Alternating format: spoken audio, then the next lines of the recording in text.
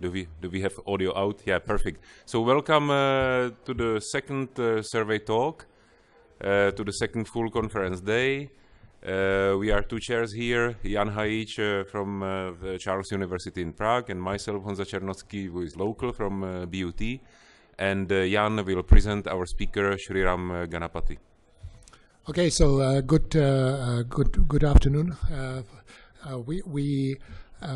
We are here to present the second survey talk at Interspeech today, which will be given by Sriram Ganapathy. Sriram is got his bachelor's and master's in India, and then his PhD at Johns Hopkins University at the Center for Language and Speech Processing. Then worked shortly at IDEAP in Switzerland, and then he worked at the IBM T.J. Watson Research Center in Yorktown in the U.S. His interests are, of course, signal and speech processing and medical applications, and that will be in part the topic of his survey talk today. Good afternoon, everyone. Thank you for the Interspeech organizers for inviting me to give this survey talk. Thank you to all the participants for attending this talk. Let me begin without much ado. So this talk, the topic of this talk is going to be on uncovering the acoustic cues of COVID-19 infection. And myself, I am Sriram Ganapathy. I'm here as a faculty at the Electrical Engineering Department at the Indian Institute of Science, Bangalore. So to begin with, here is the preface of the talk. There is not much preface needed, as most of us, if not all of us, have been affected one way or the other through the pandemic that has been ongoing from the December of 2019. We have been reacting to the outbreak since the viral outbreak started late 2019, and there has been, waves of infections, as you can see here on the bottom right. Here is a graph of the infections that have been happening around the world over the course of the last 20 months or so. So several variants have come and gone, highly infectious. Some of them have a longevity of the viral presence with a median of 2 weeks. And the recent ones have a higher fatality ratio compared to the previous variants that we have seen. The world has seen more than 4 million deaths, unfortunately, due to the COVID-19, and it is with no real end sight in our response to the virus. Partial solutions, of course, have been possible with vaccinations. There have been, more recently, incidents of breakthrough infections and also of requiring of booster shots and so forth. So this is really an ongoing effort in our response to the COVID-19 situation.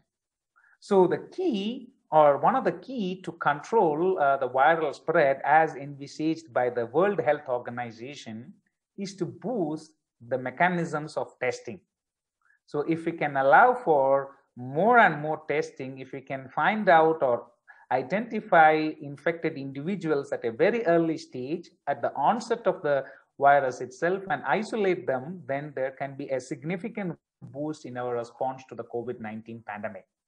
So this testing and more testing has been the fundamental rule ever since the pandemic began that we have been trying to follow.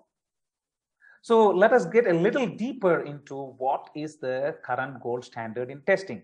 In fact, most countries, if not all countries, the reverse transcription polymerase chain reaction, or RT-PCR as the term goes, is being the key testing methodology. So the key testing methodology, or the gold standard for testing, essentially the idea is that it tries to convert the ribonucleic acid or the RNA of the virus to a deoxyribonucleic acid or a DNA particle, which is double strand. And now we amplify the virus, amplify the DNA of the virus using chain reaction to have enough count for the sensors to detect the presence of the virus. This PCR-based testing has reasonably high sensitivity and specificity. Give me a couple of slides for me to define exactly sensitivity and specificity. But for now, one can assume that they are related to the accuracy of the testing. And the predominant disadvantages that make this testing methodology to be practiced at scale a significant challenge is the time-consuming nature of it. A few hours, sometimes a few days, and depending on the availability of the testing scales, the personnel involved, particularly when there is a surge of the virus, this can extend to more number of days, making it increasingly difficult for the isolation and controlling the spread of the virus.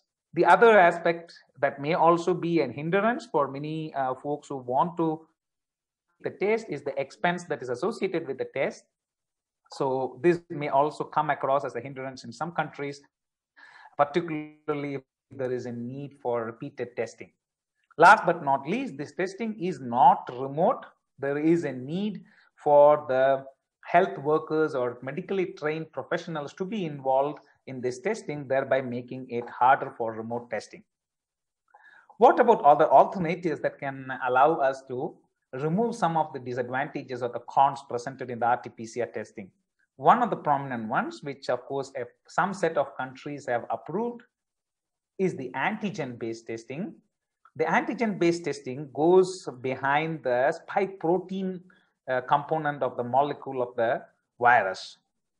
So the pros or the advantages of this mode of testing is that it's short, it's rapid, takes about 1 to 2 hours, and it can have high specificity, but it suffers from a low sensitivity of about 50 to 60% based on the type of testing equipment that one is using. This can go all the way low up to 50-60%. Further, there is a requirement for equipments that are associated with the chemical testing that one needs to have to perform this testing. Recently, one has also seen other methods, like for example, saliva-based or a breath analyzer-based testing. Again, these require external chemical reagents, sophisticated equipment, and also a little bit of practice or training in ways to perform this testing in an accurate fashion. So with all these limitations cited, with all these prior testing methods that are out in the table, what does one bring to the table using AI-based methodologies, right? So when we are living in COVID times, which has been the case for the last year and a half, and also in the foreseeable future as well, there is a substantial need for low-cost, rapid, and remote testing methodologies. When we say remote, without any physical contact, without even having the participants go and access centralized facilities, these are the real needs. And this, of course, may ask us to look beyond the molecular or chemical testing paradigms that are currently out there. In particular, if there was an ideal wish list, we would like to not have any extensive equipments or sophisticated devices. We would not like to have participants buy these equipments or devices. We would also like to have a minimal intervention from medically trained professionals. In many countries and locales, this may be of limited in nature, and therefore we would like to ideally have lesser dependence on medically trained staff and professionals to perform this testing.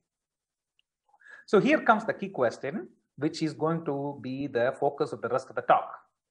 Can we leverage artificial intelligence-based solutions, bring them to the fore to allow us to provide a rapid, low-cost remote testing for COVID-19? So with this aim in mind, let me just highlight a bunch of performance metrics that we will be using to highlight various methods and techniques that people have professed to this problem. Okay, so most of the models, an AI-based solution, most of the models would indicate a probability of COVID infection given some kind of data. This could be acoustic data, which is going to be the topic of our discussion. Could also be other image-based data, for example, X-ray images, or any other data. For example, one can also use purely text data of symptoms to devise diagnostic methodologies. Once you have a score from a system, we would like to choose a threshold above which you would say that the individual who is under consideration is COVID positive. So then how would we measure the performance of this given the score and the threshold? is that we count the number of correctly predicted COVID labels by the algorithm divided by the total number of COVID labels, or the true positive rate. This is what is referred to as the sensitivity. And the reverse, or the other type of accuracy, which is for the true negative rate, meaning the ability of the algorithm to predict the non-COVID labels correctly, this is what is captured by the specificity. One can also change the threshold in a receiver operating curve fashion, move the threshold around and see the range of specificity and sensitivity values, and one can plot sensitivity versus 1 minus specificity, and this gives an receiver operating curve, and thereby our ability to measure an area under this curve called the ROC-AUC. The chance performance of an ROC-AUC would be around 50%, and an ideal performance would be 100%, where you are able to detect all the COVID positive and negative labels correctly.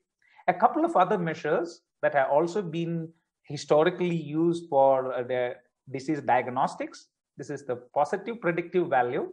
It measures the proportion of positive results that are correctly detected, and the negative predictive value, which represents the proportion of the negative results that are correctly rejected by the algorithm. Okay? But in our talk, primarily we will be focusing on sensitivity, specificity, as well as the ROC area under the curve.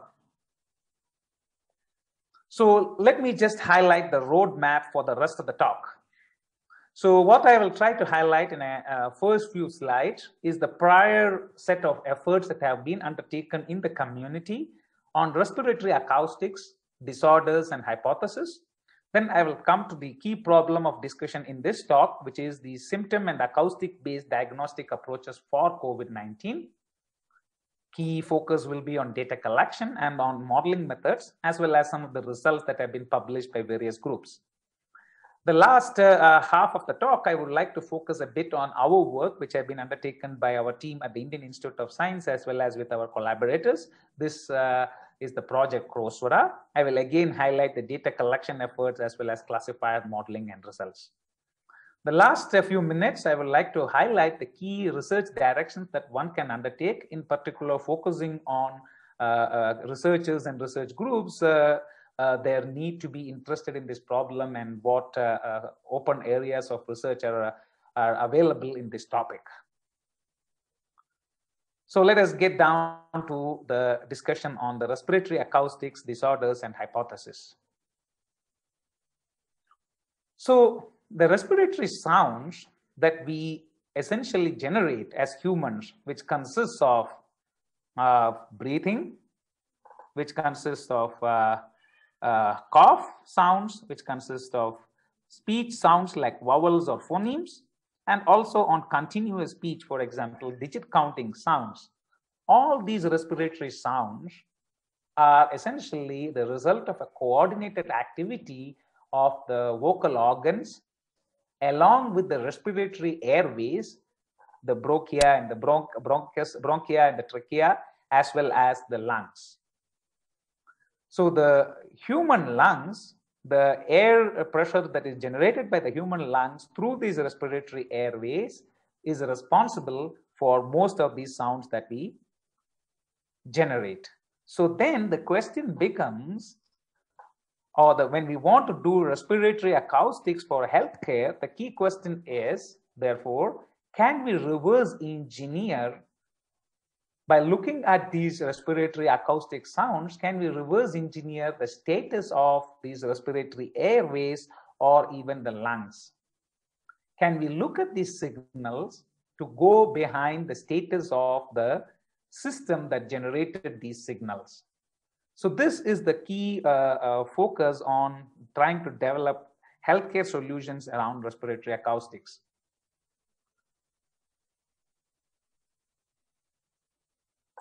So what has prior work indicated to us? So the prior work has been focused on several respiratory disorders and solutions that one can provide for these respiratory disorders. So one of them, or one of the prominent solutions, has appeared for this condition called the pertussis or the whooping cough. So what is pertussis or whooping cough? Essentially, it is a contagious respiratory disease that's caused by a bacteria. in the lungs, and it causes persistent dry coughs that progress into intense spells of coughing. Sometimes it is followed by a whooping sound, which is why the name whooping cough for this condition. It has been seen to mainly affect younger children and infants, and if it is not treated in the early stages, it can be fatal. So this is a condition that affects the respiratory pathway. This is a condition that is caused by a bacterial infection in the lungs and the airways. And the World Health Organization estimates as of 2008, about 16 million cases of pertussis are reported annually, with about 200,000 deaths across the world. So this is of a serious condition that needs some diagnostics or early diagnostics.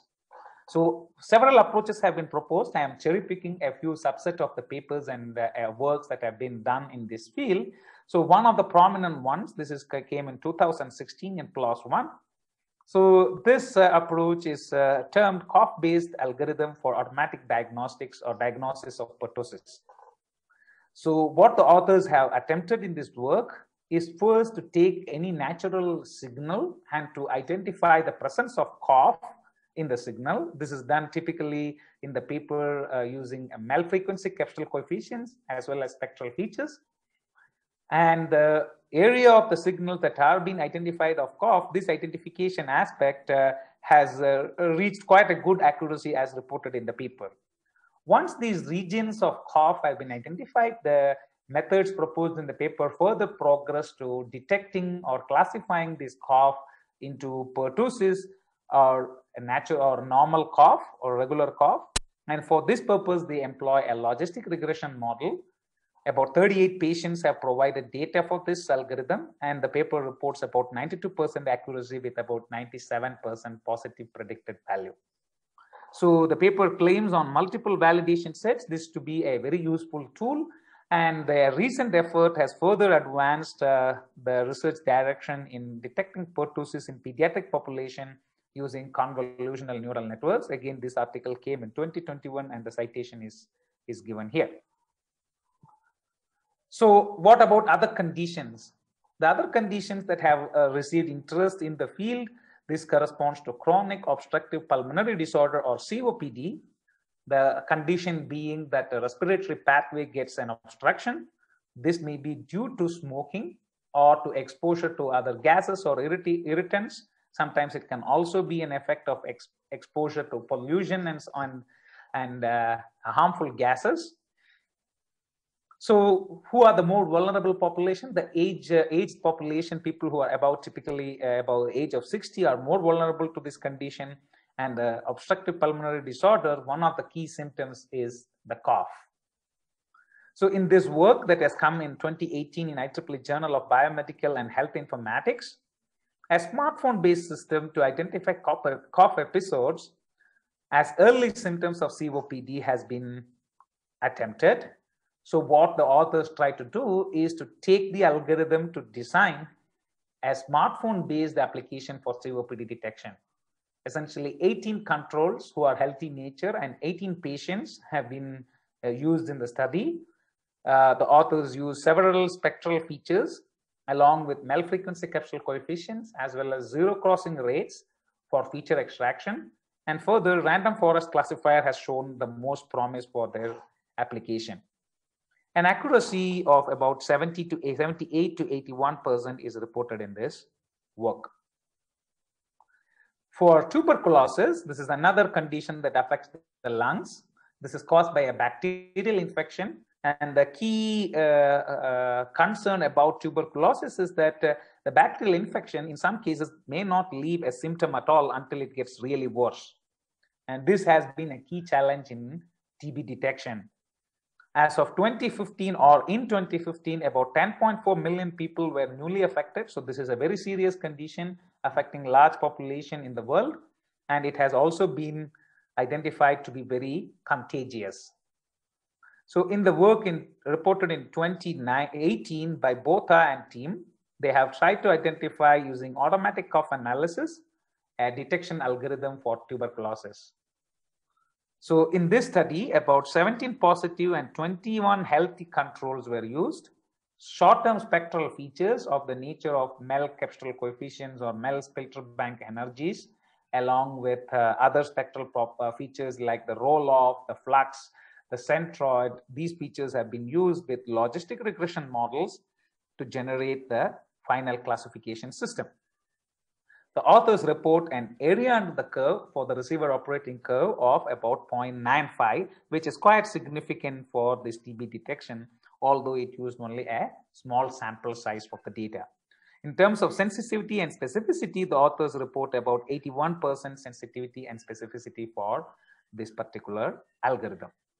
So much for the efforts that have been undertaken in the past. There have also been other efforts that, due to lack of time, I'm unable to go through the details. For example, people have attempted wet versus dry cough detection. People have attempted methods for automatic grading of asthmatic conditions.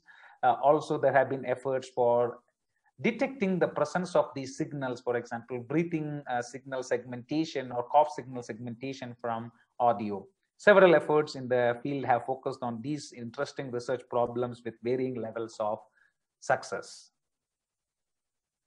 Right. So in terms of other works that I want to at least mention in brief and leave the references for the audience to follow up. For example, if one was interested in obstructive sleep apnea or pneumonia, there have been approaches that have been using breathing sounds for doing this. Of course, there is a very serious set of works that have been happening in using speech for diagnosing neurological and motor disorders, like, for example, Parkinson's disease. And this is also not necessarily respiratory acoustics, but it also uses sounds like speech for detecting and assessing the disease condition. One last key point that I want to emphasize, this is about an app called the RES app, which is published out of Australia. And this is a point of care diagnostic solution for telehealth. So in particular, the picture that you see on the right, this is a cell phone application developed by this team termed RES app. And the website is provided here. What it does is use a cough and breathing sounds to develop an application that can identify certain respiratory symptoms like croup, lower respiratory tract disorders, asthma, and pneumonia. And this has been approved in Australia as a telehealth application, as well as it is CE marked in Europe as a telehealth application. This is, as far as I know, the team has not shown any efforts in COVID detection, but for asthmatic as well as lower respiratory tract infections, this app has been approved for telemedicine applications. So with this premise and setting leading up to, let us say, the pandemic of COVID-19, let us ask the question, what are other approaches or attempts made for diagnostics for COVID-19? Right, so let's take a look at, first of all, the disease itself, the COVID-19, and what data tells about the disease and its symptoms. Right, without going into the pathogenesis or the neurobiology of the disease, I'm going to take a symptom-based approach for this discussion. So let us take an odds ratio based analysis of COVID-19. What is an odds ratio? The odds ratio, let us say, if I take a condition or a symptom, we ask the question, the ratio of the subjects who have that symptom and are COVID positive to the number of subjects who have the symptom but are not positive, or they are COVID negative. So a higher the ratio means essentially more the number of folks who have the symptom and are positive. For example, this study reported in Nature Medicine in 2020, quite a large study with about 2.6 million subjects being used and with about 18,000 COVID positive subjects in this pool, and both from two different places, one from the United Kingdom and one from the US. What the study indicates is the odds ratio for different conditions or symptoms. For example, loss of smell, loss of taste and smell, skipped meals, fatigue, fever, and so forth. What you see here is most of these conditions that are here have an odds ratio of more than 1. Odds ratio of more than 1 means that there is a higher probability that the individual with that symptom is COVID positive as opposed to being COVID negative. Right? In particular, there are three conditions that we would like to focus, which have a reasonably high odds ratio as well, which is persistent cough, hoarse voice, and shortness of breath. And these three conditions that I have highlighted have a respiratory nature. A similar study or an equivalent study conducted in India, reported in the Indian Journal of Medical Research. This again came in April 2020, using data collected from January to April of 2020. This is again the percentage of population who have indicated to be COVID positive with the incident of these symptoms, with the incidence percentage of these symptoms. So, for example, cough is seen as the highest prevalence among COVID positive subjects, with about 64.5% of the COVID positive subjects having this condition. Breathlessness, sore throat, and other conditions that are listed here have all been seen as symptoms for COVID-19, and the highlighted ones indicate certain impact on the respiratory acoustics. So with this symptom data and the knowledge of the symptoms, what's the key hypothesis that we want to get into? The key hypothesis for detecting COVID-19 using acoustics is to ask this question: does COVID-19 leave biomarkers in the voice, in speech, and in other respiratory sounds like breathing that are even detectable? We know from some of the studies that have been listed or that I have highlighted in the previous slides that many of the prominent symptoms include respiratory ailments, include breathing difficulties, include hoarse voice, which indicates change in voice characteristics.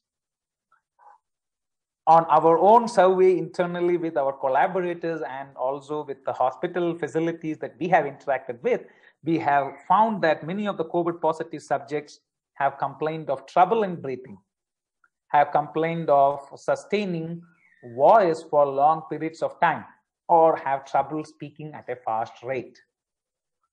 So with this knowledge and with this data that has been provided, then what would be needed to validate this hypothesis? We have a hypothesis, the question being, does COVID-19 leave biomarkers in voice and speech and other respiratory sounds? Now, how do we go about trying to validate this one way or the other? Well, the only way is to collect data from subjects who are COVID positive, from subjects who have other respiratory ailments but are not COVID, and from healthy subjects, and then develop artificial intelligence-based algorithms to experimentally validate this hypothesis.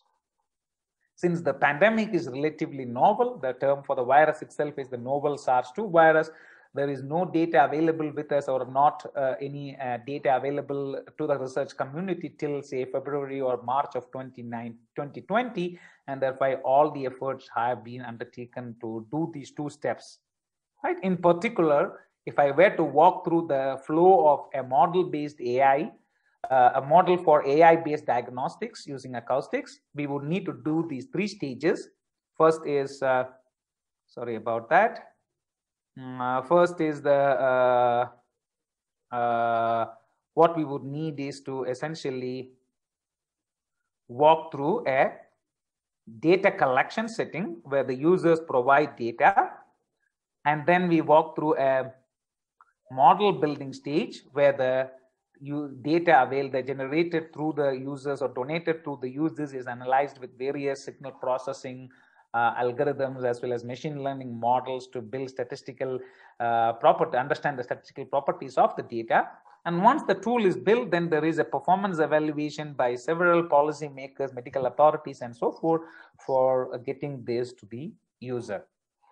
Among these pipelines, one could also allow for crowdsourced data setting to have more practical use, thereby you allow it to be donated directly by the user without any intervention by medically trained members.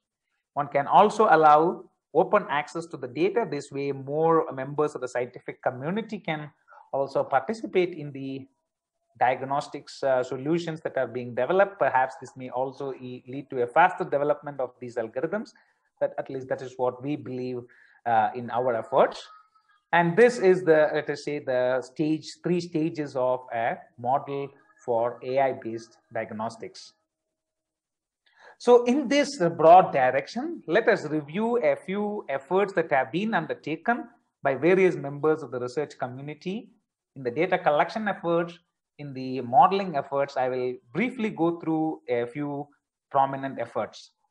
So COVID-19 sounds.org, this is an effort primarily in the University of Cambridge and their colleagues in this space, a crowdsourced data collection of breathing and cough sounds with about 7,000 users have been participated in this study with about 200 plus COVID positive samples. An Android app or a web-based interface has been used for the data collection. And in this paper that I have listed here, the authors employ spectral features or MEL frequency capsule coefficient based features, and they use a pre-trained audio neural network to fine-tune on this COVID positive as well as non-COVID user data of cough nature, as well as the breathing sounds. Using the combination of the cough and breathing, the authors report an ROC-AUC of about 0.8 or 80% with about 80-20 split of the data. Again, I'm not going into all the details for the scope of time, but most of the work details have been detailed in this paper links that I'm citing in all these slides. What about other efforts? This is another effort. This is from the EPFL University. The CoughVid dataset, the name it is called, it's a crowdsourced data collection. It's a much larger pool. Essentially, 25,000 subjects have utilized or donated data to this with about 1155 COVID positive data. But what we have found with our own experience of this data is relatively uncontrolled data collection environment. There is a little bit more noise and a little bit more other distortions like channel distortions in the data, at least some of the samples. But what it has to its benefit though is a wide population coverage. There are some automatic segmentation tools that the authors provide, and the data resource, parts of the data resource are publicly available with some pre-processing tools. Again, the data details and other processing tools, the scripts available and so forth are detailed in this publication that is listed here.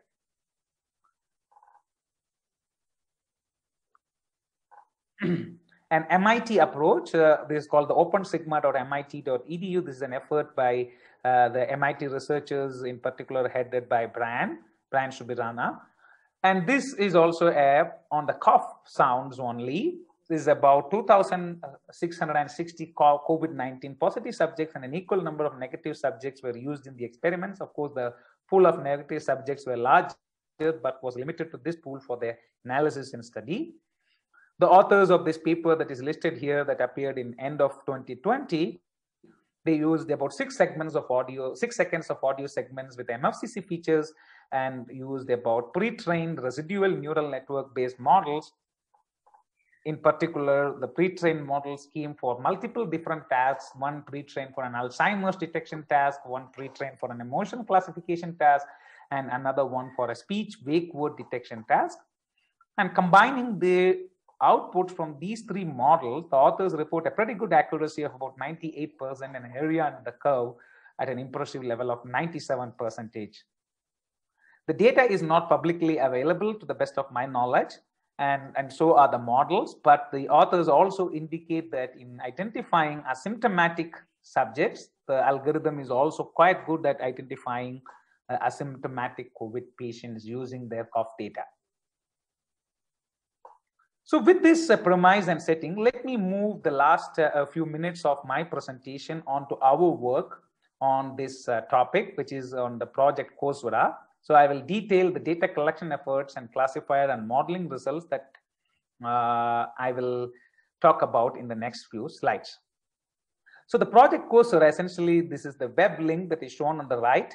It's a web link that is mobile accessible as well as with any other web connected device. So what we do is collect 9 sound samples from participants. This includes shallow and deep breathing, shallow and heavy cough sounds, 3 vowels, which we ask the participants to sustain as much as possible, a digit counting exercise, which is a normal pace and a fast pace. So 9 acoustic sounds are recorded. The details of all these sounds that are being recorded, as well as the rationale for choosing these stimuli set, this has come in our Interspeech 2020 paper that is listed here. In addition to the acoustic data, we also collect some meta information. Without any personally identifiable information, we collect the age and gender, proficiency in English or the language that they choose. The tool is available in English and 6 other Indian languages. And we also ask questions about smoking habits, mask, vaccination status, and the broad country and state of the participant. Regarding the symptoms, about 8 symptoms are recorded. This is basically on the conditions like cold, cough, or any temporary symptoms like diarrhea or sore throat that the participant may be experiencing at the moment they are providing the data. In addition to it, we also ask conditions that are non-respiratory in nature, like loss of taste or smell, like muscle pain, like fatigue, and so forth. We also ask questions about pre-existing respiratory ailments. This could be pneumonia, asthma, COPD, or other respiratory lung diseases that the participant may have. Just to have a full controlled information about the participant, we also ask pre-existing conditions like hypertension, like diabetes, like heart diseases. This is for us to calibrate maybe at a later stage when the tool is ready for approval. We would like to calibrate our decisions based on the answers that the user provides to these conditions. So coming to the data as of yesterday, or August 30th, 2021, we have received about 2,095 participants. And if I were to group them in 3 different chunks, is about non-COVID, about 1,494 participants, of which about 91% are completely healthy and about 9% have pre-existing respiratory ailments. When it comes to COVID positive individuals, there are about 46 participants, of which 67% have mild condition and about 12% of them are asymptomatic, with the remaining contributed by participants who have moderate symptoms. And finally, we also have an observation set, which we neither call them as non-COVID or for COVID as for a machine learning perspective. We just term them as an observation set. And this consists of about 255 participants, of which 64% came from recovered subjects or people who had COVID infection but have recovered from the infection. And the remaining self-report themselves as exposed to the virus through primary contacts. So about 36% of the participants say they have some exposure to the virus, and 64% have some positive infection in the past, but they are recovered from the virus. So this constitutes about 255 participants.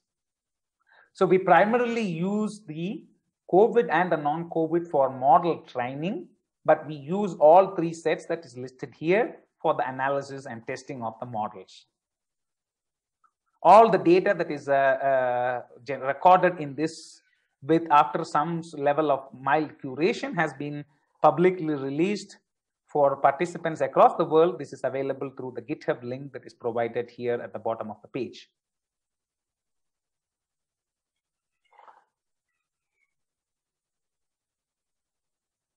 So coming to some data analysis. So this is a short data analysis. The more details of this can be followed up in our publication in archive. This is under peer review at this point. So we used about 1,400 samples that was collected up to May 7th. This was majorly from India. About 89% of the data came from India. And there was some level of, let us say, male-female bias in terms of male population providing 70% of the data. Again, the age group, there was a bias, which was that about 30 to 45 or 15 to 30 age group was more than the age group of older population, as you can see in the histogram that is shown on the right. And other details of the data, for example, we used about 1,400 samples of non-COVID and about 135 samples of COVID nature for the analysis. The observation set of exposed categories and recovered were primarily used for score analysis. Right. So with this setting, what we ended up doing was to look at the data to try to understand some signatures of COVID in the data set. This is a peak of a COVID positive individual, a male subject of 28 years of age who was self-reported as COVID positive. And this is a healthy male, another subject in our study who is a male also of roughly similar age who has self-reported to be healthy.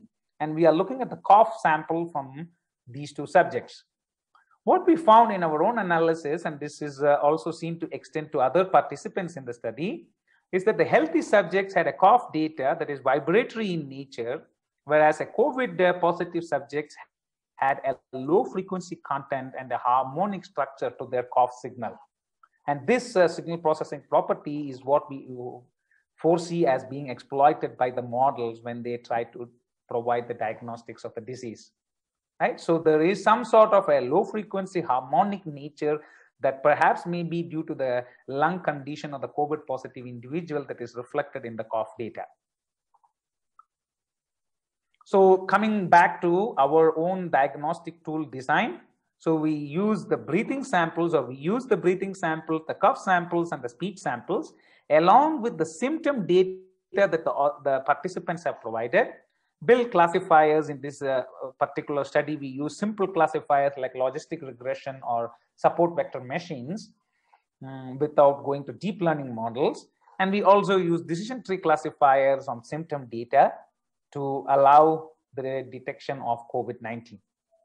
Each of these wings or branches generates a probability of COVID infection, which gets fused in this multimodal fusion, and out comes a score of COVID positive infection from the tool.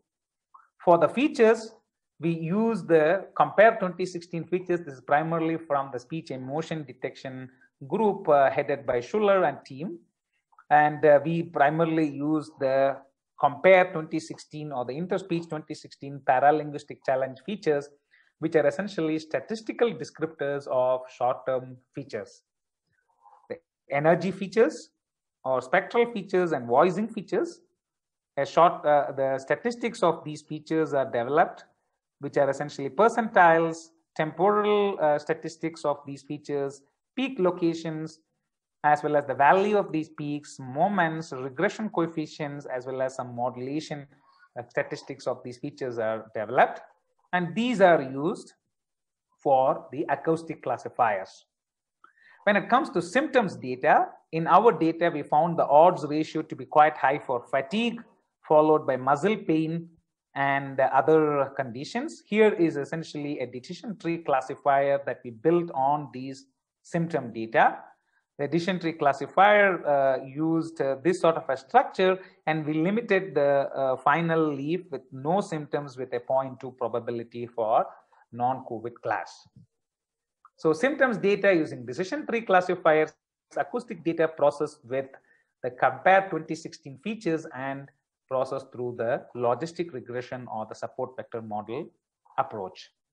So if we were to see the performance of the acoustic data alone, all the three modalities gave significantly better than chance performance. For example, the breathing data gave performance, sorry about that. The breathing data gave performances of the order of about 78%. The cough data gave about 74% in terms of the ROC AUC, and the speech data gave about 79%. In this case, the speech data we used was only the counting exercise data, the normal counting data that was used. When it comes to combining the acoustics and symptoms, what we found is that the symptom data can also provide interesting information about the COVID infection. About 0.8 AUC is achieved by the symptoms alone. And when we combine all the acoustics, you get around 84% AUC, and the full combination of the acoustics and symptoms leaves us with an ROC AUC of about 92.5% or a specificity of 95%, with a corresponding sensitivity of about 69%. So this we feel is getting close to being really useful in terms of designing a diagnostic tool if we were to combine multiple modalities like acoustics, like breathing, like speech and cough, and also have additional side information about the presence of certain symptoms. This can lead to a potential AI-based tool for understanding the diagnostics of COVID-19. We have also in the past couple of seasons in this year, we have launched data challenges. So one of these data challenges has been associated with this interspeech itself. The special session happened yesterday in the DICOVA challenge track. So diagnostics of COVID-19 using acoustics. This is the DICOVA challenge. So we had two tracks of data challenge. One was focused on cough and the other one was a secondary track that focused on breathing and speech. And this used a baseline system that consisted of an MLP and random forest classifiers. And the data used in this challenge had only about 965 non-COVID participants and about 75 COVID participants. We were overwhelmed with the response we got when we announced this challenge for the interspeech. This was launched in February of this year. And as you can see, the timeline, it started by around February 4th, and about 7 weeks down the line, we closed the challenge around March end before the interspeech paper submission deadline.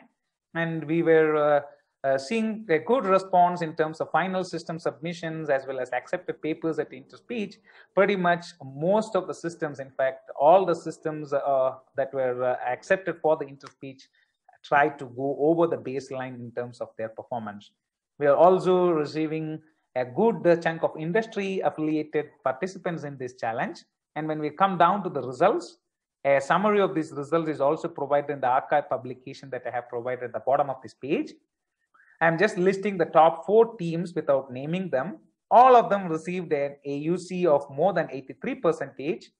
And in particular, what I want to focus on is that the bias in the data in terms of male-female distribution, this was not seen to have an unfairness in the AI generated results. In particular, all the models had a better performance or similar performance for male and female, or a better performance for female participants, although the data had more male dominance. Similarly, when it came to the age group, as I had mentioned or remarked, the data had a bias of having more participants in the younger population, but the decisions provided by the teams did not show any bias in terms of the performance results. When it comes to the AUC results, when we fuse the top 4 teams, the performance generated was around 95% in terms of the AUC, or a sensitivity specificity of about 70%. Seeing this remarkable contribution from the field, we have also been enthused to launch a second challenge. This challenge is currently ongoing. The data has just been released about last week or so, and the baseline systems have been released this week. And we are targeting this in line with the ICAS paper submission deadline around the October 1st.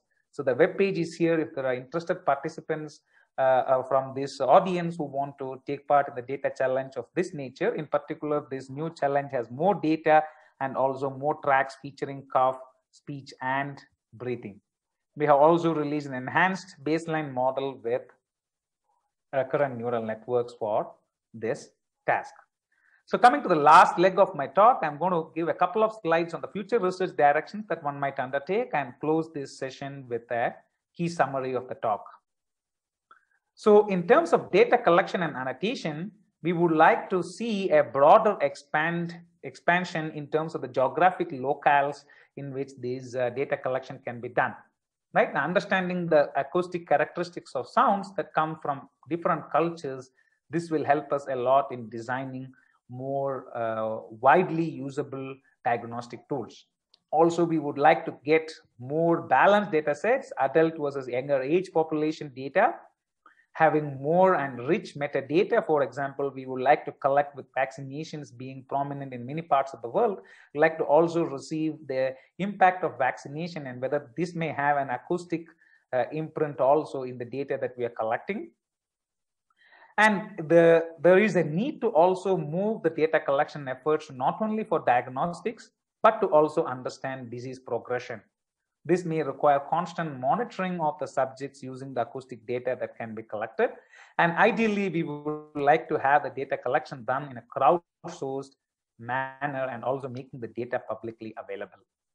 In terms of research problems with the data, diagnostics and modeling, using pre-trained models from several other domains, including from speech, is a very open area of research. Several teams are already practicing this direction. Trying to learn and useful representations of acoustic signals like cough, breathing, and speech. This is yet another direction of research that might flourish in the coming months. And we should also look or focus on processing steps and cost functions which are robust to noise. The noise here could be the collection noise at the user end, in particular in a crowdsourced setting. And also this could relate to the symptoms or even the testing results that are self-reported by the participants, meaning we would also need to have models that are sensitive or less sensitive to labeling errors, right? So the data collections in crowdsourced setting will have these issues, and future model development efforts should have these in mind. Interpretability and explainability, in particular, this technology is developed keeping policymakers and medical practitioners in mind, thereby having enhanced interpretability at the core of model development is a requirement that many of these tools need to practice to make them useful in a public health care setting.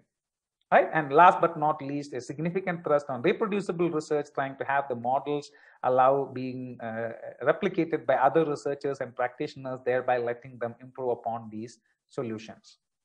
So just to summarize what I had outlined in the last 50 minutes or so, the question we have asked is, can we detect COVID-19 using acoustics and symptoms?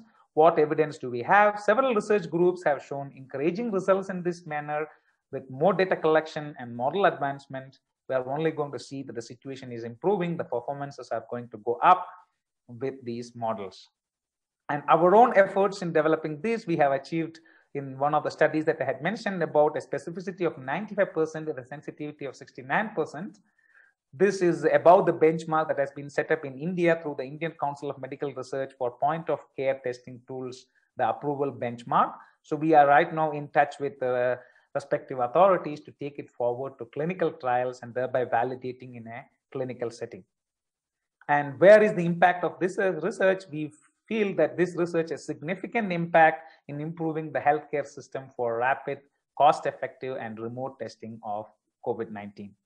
All the work that I presented is thanks to this large team of postdoctoral fellows, medical doctors, as well as project interns, master students, research assistants in our lab, as well as in the Indian Institute of Science, and with our collaborators in different hospitals across the country. Thanks to all of them for this effort. Thanks to your attendance throughout this talk, and also for the funding that we have received for this work from the Department of Science and Technology in India. For more details of all the work, you can follow us on the social media handles. More importantly, the data collection as well as the data that is curated and being provided for research for other participants are available in the GitHub link that is here. Thank you again for your attention throughout the talk.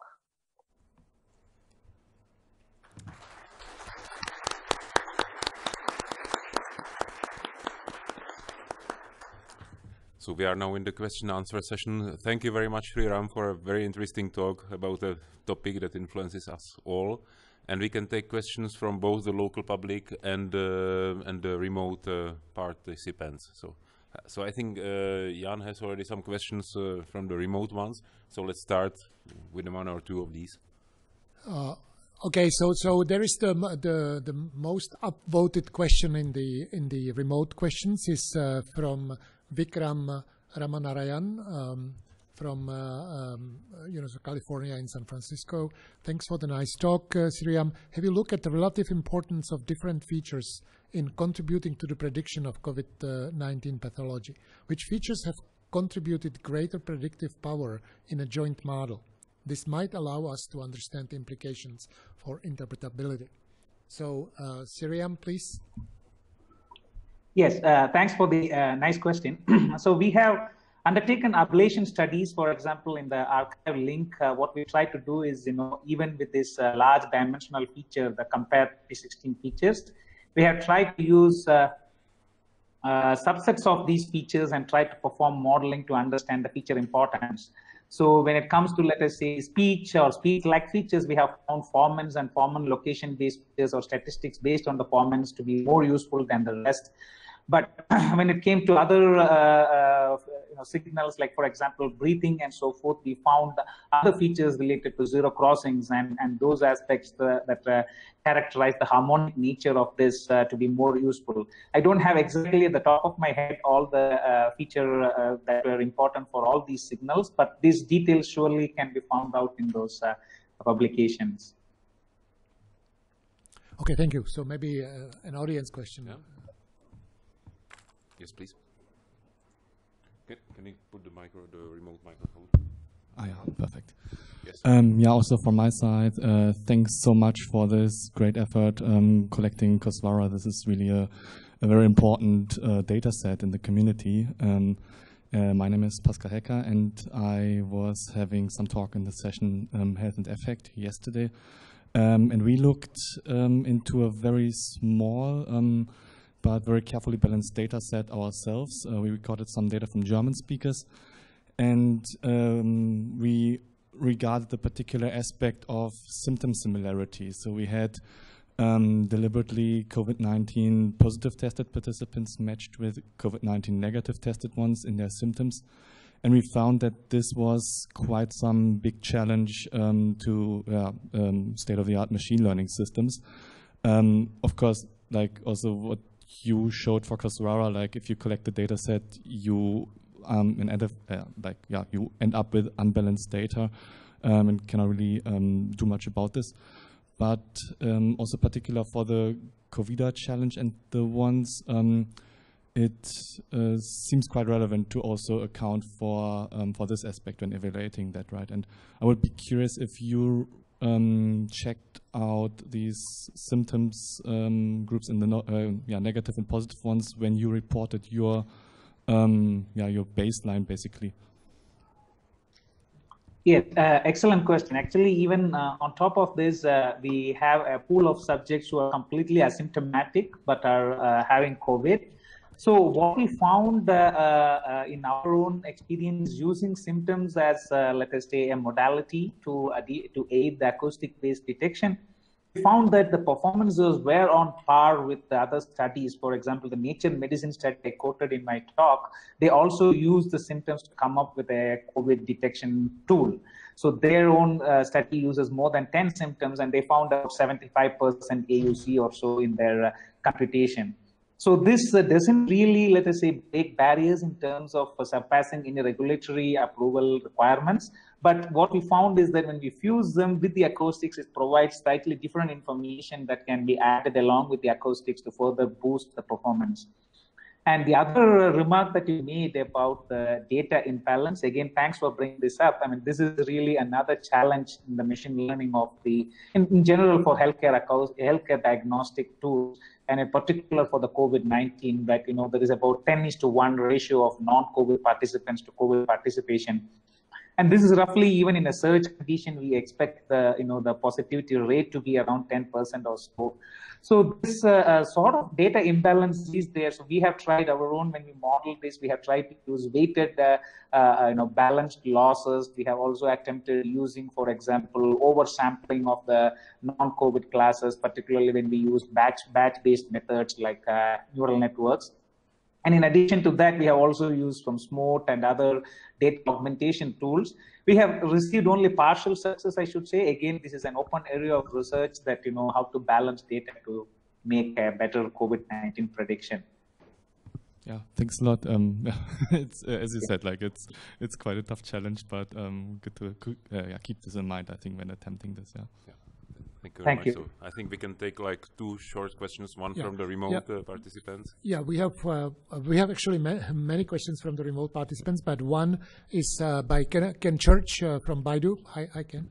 And the question is, are the symptoms, the voice symptoms early on, different, I mean, before the diagnosis, are they different from those that are apparent or can be extracted after, let's say, the patient has been admitted to a hospital?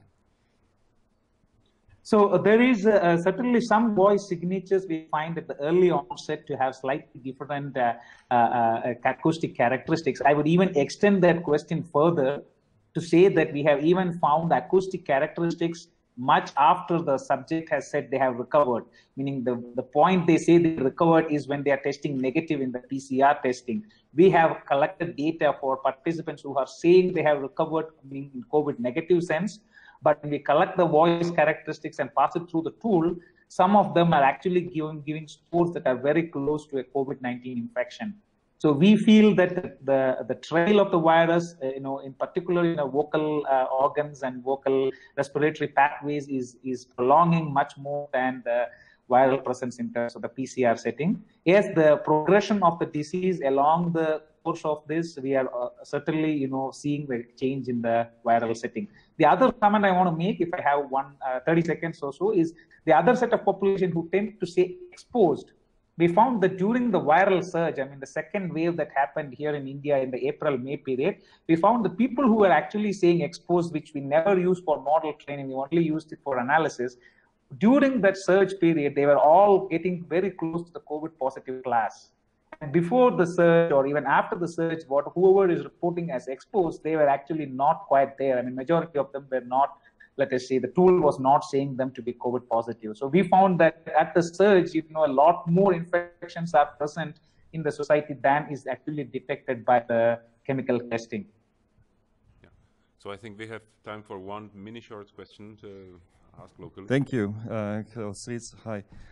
Just very short question. Have you considered using like a baseline of the individuals versus their COVID positive or testing result? Has that been part of the study? Do you anticipate any significance from that? We haven't done that. We haven't had a prior data from the same participants. But what I am aware of is a group in MIT, headed by Tom Cortieri and their team. They have looked at, let us say, audio of prominent individuals whose audio that was recorded before they had COVID, during the time they had COVID, and post-COVID. This is through publicly available audio as well as other sources, and they have all tried to form this baseline plus a model that can provide extra information about the COVID. It's a very interesting direction to look at. Okay, thank you very much again. Thanks all the people that asked questions. Just one remark from organization.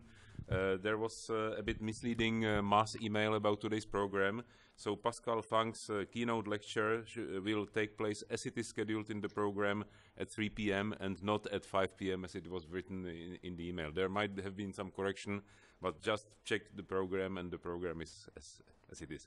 Thanks, Sriram. Thanks all of you, and see you in an hour. Thank you. Okay, thank you.